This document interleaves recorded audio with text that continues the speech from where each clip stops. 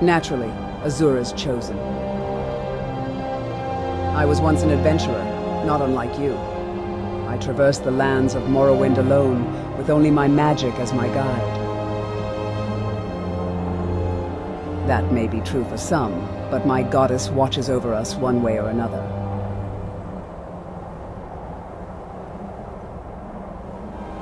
At that time, I hadn't paid her much thought. A mistake, to be sure, but one I was not aware of. My family was among the most faithful devotees to the Twilight Goddess, and yet, the false gods reigned over my homeland then. The great houses shamed us, and the Ashlanders rejected us. My family was all alone on those vast lands, surrounded by enemies.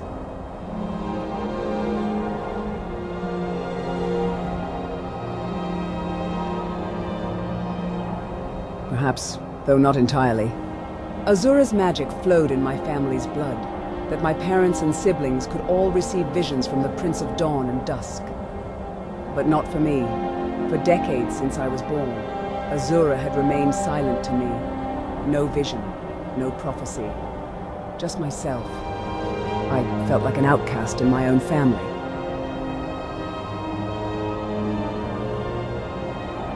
Precisely. I thought Azura had abandoned me, so in turn I gave up on her, her faith, and my family. I began to wander across Morrowind, so that I could search who I truly was.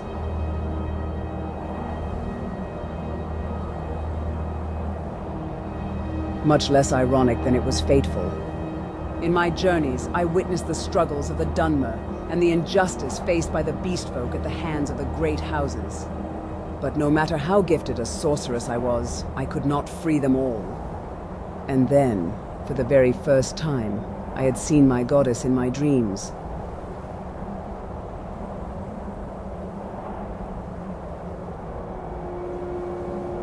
She needed not test it, for she had already known me for who I would become. In the dream, I witnessed the death of a slave master from House Drez, near a town I was staying in. A hunting accident, and an impending struggle for inheritance among his children. I realized it was the perfect chance to free the Argonian and Khajiit slaves from House Drez. So I began to prepare for their great escape, whereby they could earn their freedom as soon as that vision came to pass. Morrowind was still ruled by the false gods then, and they were the ones who allowed those atrocities to happen.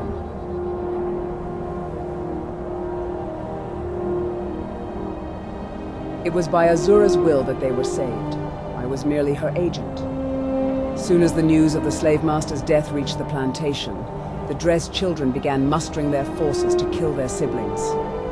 And with Azura's vision, I had prepared the slaves for that moment. They became free, just as the Twilight Goddess intended, or foreseen.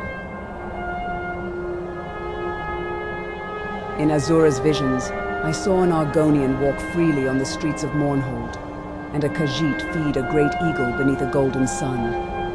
I did not fully understand those visions, but I would assume they had found a peaceful end after all the hardships they had endured. I returned home, only to be greeted by an empty house. One of House Indoril, in his drunken zeal, had brought his troops to cleanse those who denied the false gods. And yet, those in power were mostly his friends or kin. Nothing was to happen to that murderer.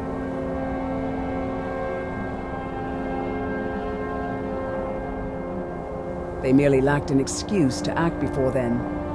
When the false goddess Almalexia died, some of the Indoril blamed her madness and death on the non-believers. But Azura gave me the gift of patience. I was granted yet another vision of Mournhold in flames, and the murderer torn apart by beasts from the Deadlands. His fate was already sealed. But if I had taken my revenge, I would only perish under the gods' blades.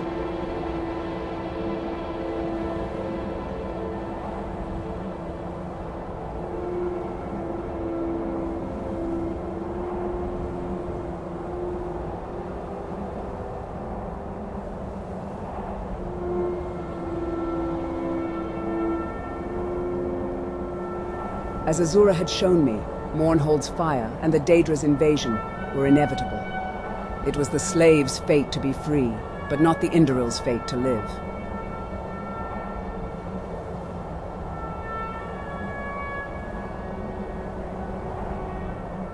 Innocent, malignant, or otherwise, in the end, death consumes them all, and the Twilight Goddess had already foreseen it.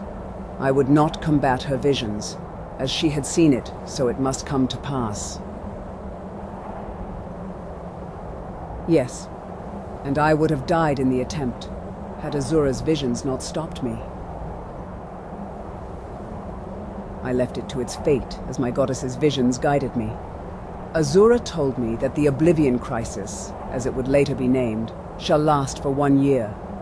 Many lives may perish, but its end had been prophesied. And yet I had roles to play in my goddess's prophecies still. One night, I dreamt that a gate of oblivion was opened near the town of Draloris, and I would preserve an Altmer boy. It was a prophecy of Azura. As Azura had seen it, so it must be realized. I made haste to this town, only to witness a ruin. The Dremora had snuffed out all lives of Draloris. As true as the sun rises at dawn and sets at dusk, Azura's prophecy is always realized. I scoured the debris and found this boy gasping for life. The Daedra had taken his parents to the Deadlands, and he was all alone in his suffering. I took him to safety and healed him to the best of my ability. But then he pleaded to me, begged me to rescue his parents from the Daedra. I did not. In Azura's visions, I had never once entered a plane of oblivion, and I knew not what would happen if I attempted it. What if I could not return from Mehrunes Dagon's domain? I dared not deviate from my goddess's path and threw away the fate she had gifted me.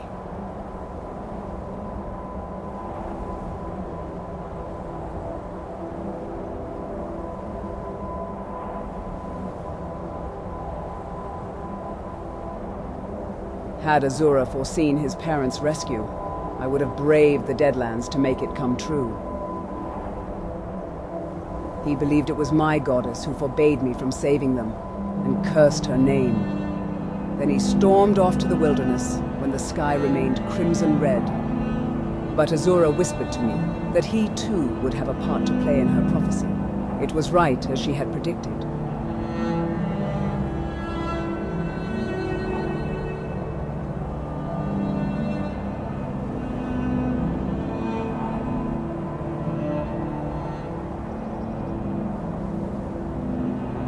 There is some truth to that. Now that I have completed my part in Azura's prophecy, she had released me from the visions. In a sense, I had always known what I was to Azura, a determined acolyte, a faithful priestess, but still an asset at the end.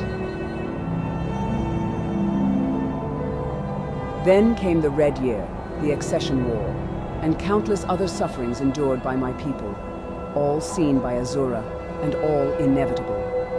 But Azura's visions guided my people to Skyrim. We would settle on this land as she had promised. I had stayed watching her shrine since, awaiting the day of her chosen's prophesied return, where my path shall complete. Your return was my destiny.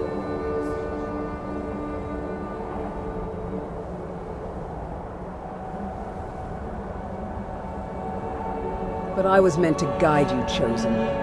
If we could have been free, as you said, then Azura would have already foreseen the choices we would make. After all, did you not retrieve Azura's star for her, as she had prophesied?